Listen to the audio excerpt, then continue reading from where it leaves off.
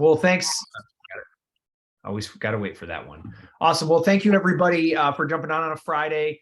My name is Mike Condon. I am the Vice President of Franchise Development here at HomeWell. And I will say I'm overly excited. I'm a pretty excitable person as it is, but I'm overly excited here today to have a conversation with Lou Romano. Lou is, I want to say our longest tenured friend. I don't want to say our oldest because that's definitely not the case, but our longest tenured franchisee here at HomeWell. 18 years, correct? This is our 18th year. Yeah. Yeah, 18th year in business. So really, what I'm most excited about today for you listening in is really to you're going to hear a little bit of everything about what HomeWell is, what it was, what it is today. And I think, Lou's experience through all of that in the home care space, and really excited to dive into that a little bit. Again, Lou has been our biggest supporter here at HomeWell for a long, long time, has a great agency out in New Jersey, excuse me. And, again, just excited that he took the time out of his busy day to spend it with us. So with that, Lou, thanks again for jumping on with us. If you don't mind sharing just a quick little bit about your background prior to becoming an agency owner here at HomeWell. Sure, absolutely. I did an internship when I was 17 years old throughout my college life, so 17 to 22, in a pharmaceutical marketing company. So I wasn't doing like the pharma marketing in the field. I was doing direct to physician marketing. So doing telephone conferences, event planning, dinner meetings, direct to mail to physicians, basically getting them to increase their script writing. It was actually my big client was a drug called Adderall. Yeah, I'm sure you guys have heard of that. So that was, almost 20 years ago. And then I took a job out of college at the same firm.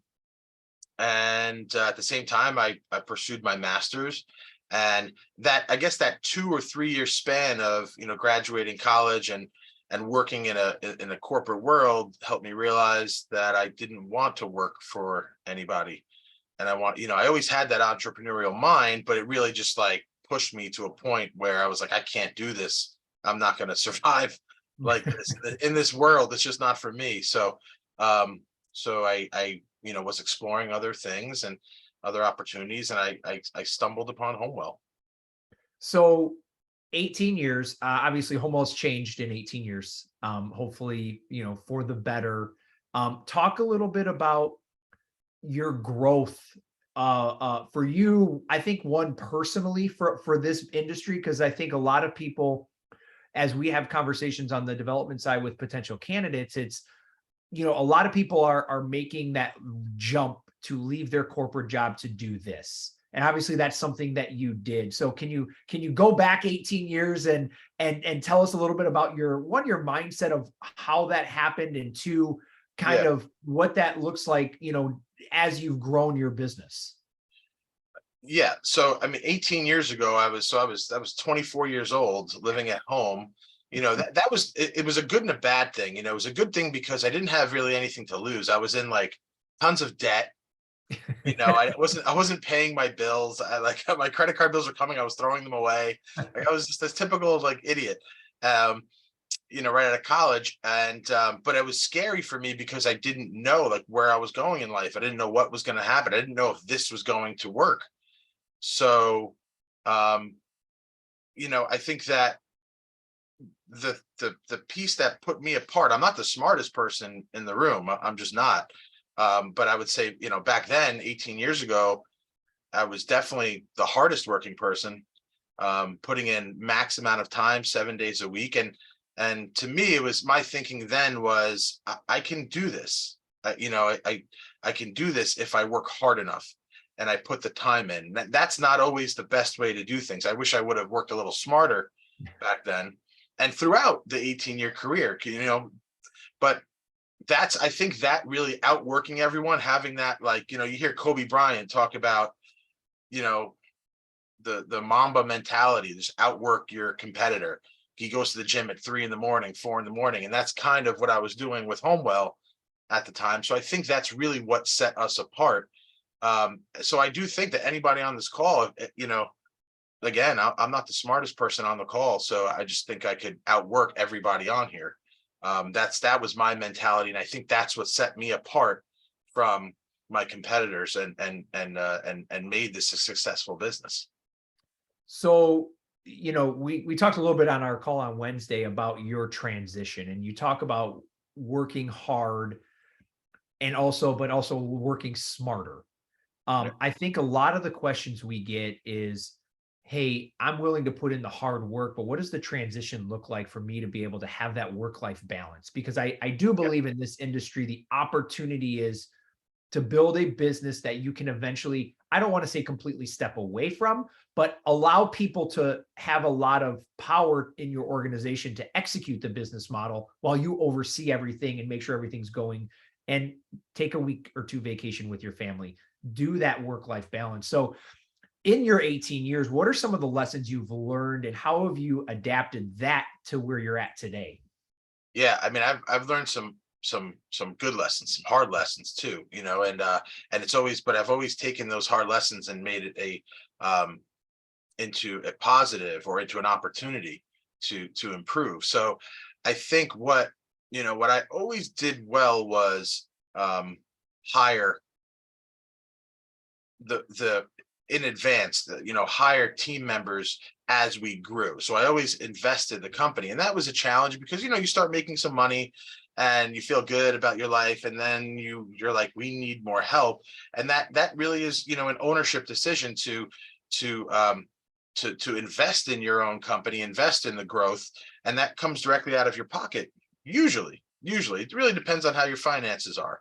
But we were lucky enough to have some significant growth and be able to take that money and reinvest it in the people in our company. So I think the first thing is, when you're working smart, you have to evolve with the business and grow and hire the right team. That's where I kind of made a mistake throughout 18 years, is I hired the wrong people throughout my career. I still did well, still survived with it, but you look at who I brought on 15 years ago and who's working for me now, and it is a completely different team, completely different culture, completely different group of people that are professionals. So I can step away and do whatever I want to do, manage the business however I want to manage it, um, have freedom in my life, which is I'm very fortunate to have. Um, Time, I think, is more valuable than anything. So, and that's important to me. So Mhm. I get to have that with the right people working with me, in the company. So we have that now. I'm very, very lucky. So you talk, people are an important part of this business, as we know, not only from the caregiver side, but your internal staff. What does the makeup of your staff look like? I guess, what did it look like maybe 10 years ago versus where you have grown, and why Yeah.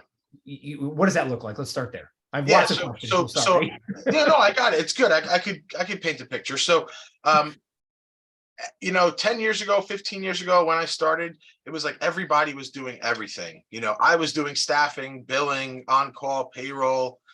I was doing all of that, and my mom, and then each person, as we added on, was kind of just fitting in every one of those roles too. Like everybody was helping with staffing or payroll or billing. So as time goes on, that's a problem. It doesn't really, when everybody's a jack of all trades, everyone's stepping on their toes, things are not getting done right, they're not being communicated right. So maybe I would say, um, you know, close to 10 years ago, we started to, um, as we grew, we've put everybody into departments. So we have 40 today, we have maybe 40 administrative staff, maybe more. And that's made up of a nursing department, a sales department, HR department, um, staffing, of course. Who am I missing? There's finance, billing, and payroll, their department, our executive management, our administrative assistant department. So we're just, everyone's kind of in their department, intertwining, working within their lane, but obviously communicating with everyone else. Because it's, I mean, every bit of this business is connected to each other. Yeah, and to your point, I think it has to be in order to Yeah. to scale and grow the way you have over the last 18 years. For you personally, I guess what is your role? Obviously, back in the day, it was I'm going to outwork everybody. I'm going to do everything. What does it today look like? It's so different. I I work on I get to work on what I want to work on in managing the business, right? I don't have to come to work. I don't have to um, be here. I have such a great team, and I honestly feel that they're smarter than me, they're better than me, and I need to get out of their way a little bit, and I struggle with that because it's a hit to the ego because like this is my baby. Yeah, So and I don't think people really understand that it's so hard to step away from something like that, or it's easy to step away, but like actually like not like just trust the process and trust everyone that you have there is not always easy. So that's been a challenge for me over the last few years. But I'm still involved, probably in some areas too heavily, but I'm working through that and figuring that out. And I find myself in kind of, I feel like sometimes like I said, I get in the way a little bit. So you have to really empower people and put the right people in place. And when you do, you got to let them go. You got to trust them to move forward with any aspect of the business. And of course, you got to stay connected to that, because if they're not, then you got to improve that. yeah. You got to always everybody likes to say you can, yes, you can have the work life balance, but you're never ever going to step away completely. Very few. I mean, that's just not business ownership in general, I would say. And even at the level of where your agency is and how you've grown, that's you're still involved heavily. In the parts that you want to be involved in For, to that for point. sure, for sure. Yeah. I keep my finger on the pulse of the business. I Yeah. do. I do. I Yeah. think but now the next challenge is, there's myself and Laura, Laura's our executive vice president, and she's like the new me. She's like the me 10 years ago, So I'm working on the business, and what we need her to do now is work more on strategy and kind of get where I'm at right now, and that will take us to the next level. So it's just a matter of her having the right team members, her putting those things in place. So over the next year and a half, we're going to be working on that. So because I mean, she's really running the company the way it should be, and then everyone is just following her lead. And I think that to get her to the next level is a smart move for us. So that's kind of one of the things that we'll be working on over the next 18 months, I think. So you've been doing this 18 years, your Yeah. company has grown, and I mean, you're still crushing it in your markets. At least from what we see. Now, We're doing you all might right. have a different view on that, but you are still growing a very large organization is my point. I'll just talk about the opportunity in this space, because I think you saw it 18 years ago, you still see it today. From your seat, where do you see this business going from here as it still continues to grow with the baby boomers and all the stats you Yeah. hear about the elderly population? Every few years I always think like I've reached my cap, I've reached Yeah. my peak. We can't do anymore. We can't. And it doesn't stop. Yeah. You know, um, so we're looking at $18 million in revenue this year. Um, we're staring down 25 million.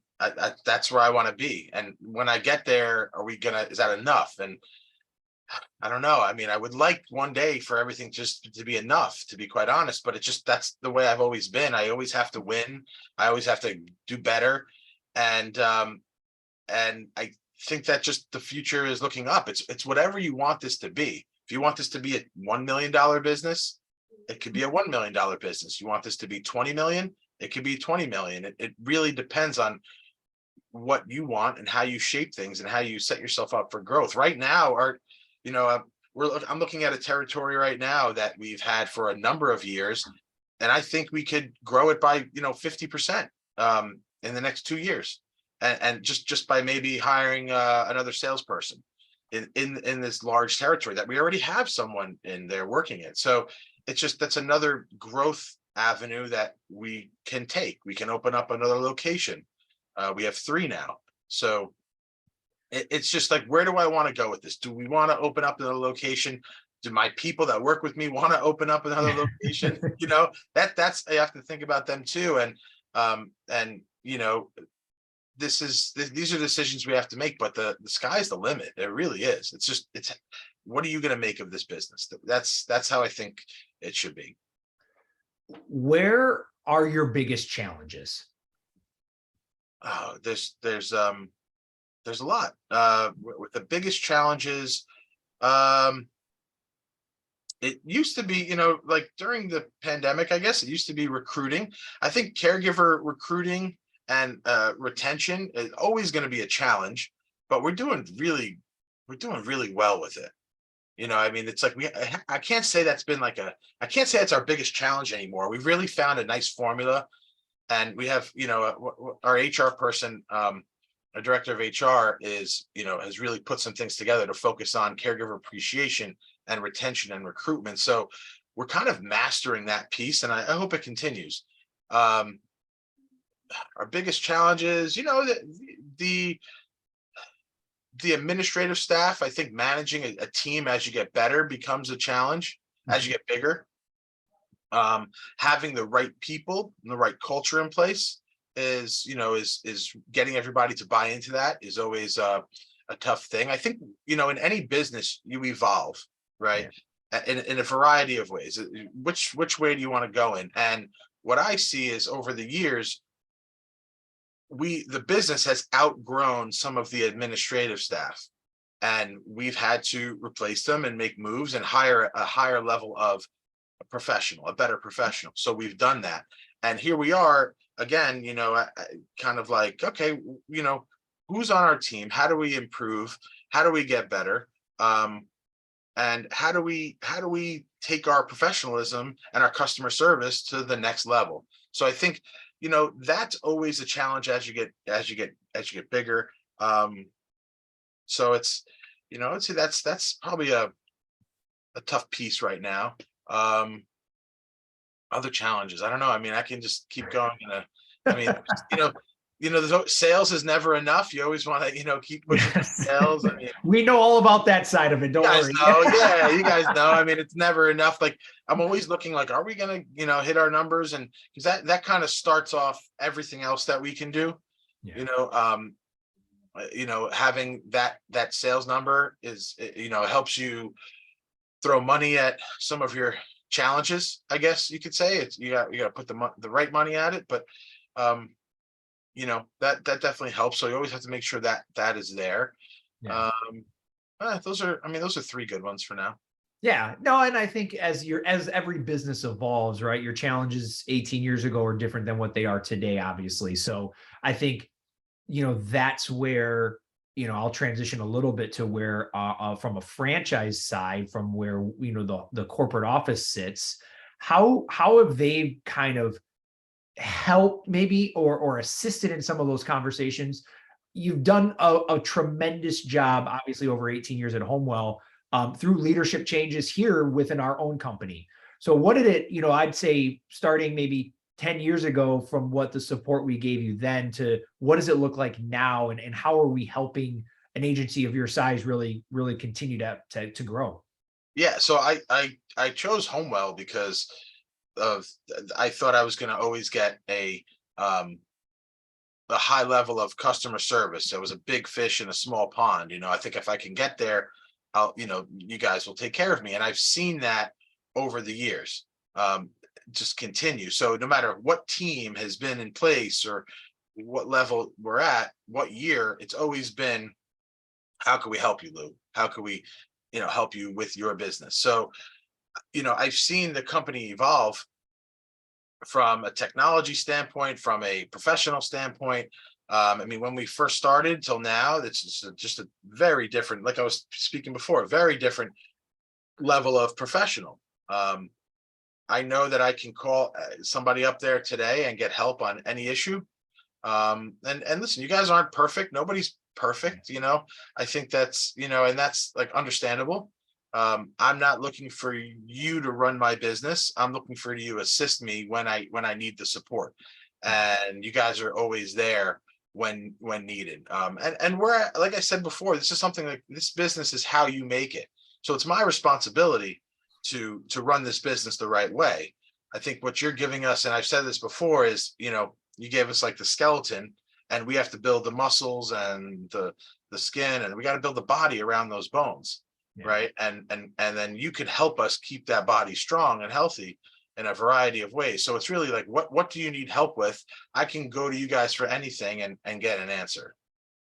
Yeah, and I think, again, as somebody coming in and looking at a franchise, the value that we can provide in every level of the business. I can only imagine as a 24-year-old, if you had a franchise business coach like we have today, how more quickly you would have scaled, right? I mean, I think that's a good point. I would even, I had no idea what I was doing. I was doing everything the wrong way. I just like wasn't really listening to what HomeWell was telling me. I was just, I don't listen well, so, but if I had someone, I think, and you guys were always there for me throughout any issue, anything. But I didn't have a lot of franchisees to talk to. I was the 7th at the time. There was a guy in Canada, I think, that was, not too nice to me. He's not there anymore, but, like the ownership was always there. But if I had this set up then, I would have probably avoided a lot of headaches, a lot of issues in the beginning. That's a good point. So one of the things that we love about our franchise owners is we have new people coming into our system. We encourage them to reach out to you, to a Ray Black, to a Michael Marone, and really, you guys are more than receptive to give them feedback on, hey, here are the pitfalls, here's what you need to look out for. So one, thank you for that, because I think that is such a tremendous value for people coming into our system, to be able to speak with somebody who's been doing it 18 years and have been really successful, to learn. What advice would you give somebody if they call you on hey, I'm doing this? What advice would you give them in the beginning to maybe avoid some of those pitfalls?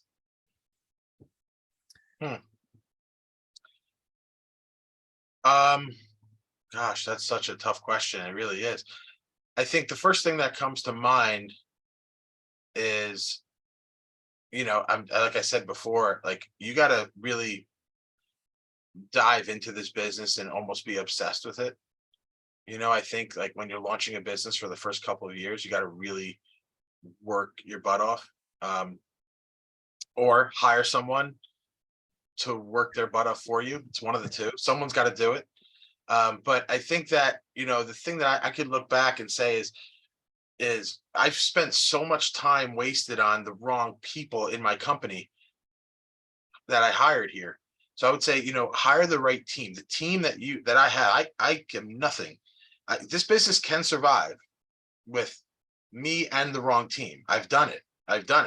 So it's okay. It's just, I can't get here in my life and my professional career today without the team I have in place right now. So I think hiring the right people from the beginning is so important, and don't hold on to the wrong ones. Long. I made those mistakes. I hired wrong people from the beginning, and I held on to them too long, and it hurts your business. It makes things really tough. So I think there's a balance. When if you're going to invest a little bit more money in the right person, I would say do that. Hire the right person. So that's probably the biggest piece of advice I can give right now. And then just to piggyback on that about the industry, like if somebody were to say, okay, I get the business side of it, but the industry itself, like what advice would you give to somebody that's looking at this industry and saying, is this the right decision for me? Oh, absolutely. I mean, it's changed my life. So it's a great business. You get to own your own business. You get to help people. You feel good about this. I mean, you read the emails. I get an email on a compliment of a caregiver, and it makes you cry. It makes your day. So that's what this is about. Being able to have, a business that you're actually contributing to a community in some way, right? So that's important to me. Um, but there's so much out there. There's so many different ways to go in this industry. It's really, what do you want? And it's really not that hard. I mean, you could have a $1 million company with 15 or 20 clients. That's not that much to manage. That's pretty good. So Yeah. it's, and so the growth is there. Um, the industry is, in our territory, it's very, very competitive. Mhm. Uh, but it's people are open to doing business. I think you have to really, as an owner, I think you want to focus on, your relationship building, um, or have someone really focus on relationship building for you, and being out there in the community. I think that's a really important piece. Yeah, you hit on competition, right? Again, something that comes up. You if you go to Google and search non-medical home care companies in my area, there's going to be a lot that pop up. That's a no doubt. That's in every market. How have you guys stayed ahead of the curve with your competition? I used to worry about them all the time. And we do a competitive analysis for pay and client rates, twice a year. And it's important to do that. Mhm. But other than that, I don't really focus on the competition. I never really have, like, as much as I probably should have. I just kind of focus on, like, what we need to do. You just want to make sure your pay is competitive, your rates are competitive. But after that, I don't know, there's probably like 100 agencies in my county, maybe more, maybe more. Maybe in Hackensack, there's, like, in my corporate office location, there's maybe 25, 30 agencies. Yeah. I don't worry about one of them. And I think that is, once you do your competitive analysis on your pricing and your pay, and you know that you are right there, and you can compete. If you're a couple dollars higher, that's fine. That's what we are, and we do really well. And we pay higher, and we attract caregivers. So once you get that formula down, I wouldn't worry too much about the competition. It's more about, what are you doing to grow your business and make it successful. Yeah, it comes down to you as an owner, or you as a team, right? Not maybe just you, but you and your team to just execute the business. 100%. I think that's what I mean. This business, to your point, is not. It's. I don't want to say it's easy, because it's not easy, but it's not overly complicated. Um, Yeah, it's not. You're right. I mean, it's not easy. It's not. But it doesn't have to be, this difficult thing. yeah, It, and that's what I think. There's times where, owners make it difficult, and that's the mistake that we make, and it doesn't have to be. Um, but that's, there's always going to be challenges in it, but they're fun challenges. I mean, I like them. I like problem solving. I think it's, and then when you get to that solution and you win and you feel good about it, it's like, all right, I could do this. I could yeah. do this business. So that's kind of, in the beginning, that's where it was. Once I realized I could do it, I just took off. Yeah. And that's what it comes down to, is the belief in yourself and the Yeah. ability to execute something that HomeWell has been doing for 20 plus years, right? And that's with anybody thinking about coming in and joining us as a franchisee, guys, I think the important thing to take away, outside of all the knowledge that Lou has dropped, is you can do this if you believe in yourself. And you believe, because HomeWell is going to help you. I really believe in our structure, that we can help you be successful. And Lou is a great example of that through all the years of the ups and downs of our corporate office. And Yeah. it's only gotten better. So Yeah. I mean, but there was, listen, when in the beginning, in the first 3 months, I didn't think I was going to make it. I didn't have enough money. I was undercapitalized. You guys probably wouldn't accept me today if I came with the amount of money that I had. I'm serious. It was bad. And I was not really following the system. And if it wasn't for, a few people that, helped me, Joshua Hoffman, who was, the founding owner, he was one of the guys that just said, What are you doing? You're doing this wrong. Like, just go out and be yourself and follow my system and yeah, follow what I'm telling you to do, and you'll be successful. And once I did that, that's when things started to move. And I had and I worked hard, and referral sources believed in me, and they saw that, and they gave me a chance. So that's all I needed. I had one person that gave me a chance, and that was the difference maker. So, but yeah, it's nerve wracking in the beginning because you're unsure, right? But I was also unprepared. I was very young. I had no idea how to do this. Um, but thankfully I had, my family and you guys to help me through it. It wasn't easy, but I had the right people there that needed to. I had a few things that needed to be said to me, and it was said, and I took it and worked with it. Well, fantastic. And as we wrap up here, I just want to say thank you again for taking the time, and congratulations on all the success and all the future success. Because we know you're not done. You're gonna keep working hard, and I know your team works really hard. And Yeah. thank you for taking the time out of to talk with us today, Lou. We really appreciate it. You're so welcome. Anytime. I'm available whenever you want. Thanks so much. Awesome. I didn't see any questions come in, Sam. Did you? I did not.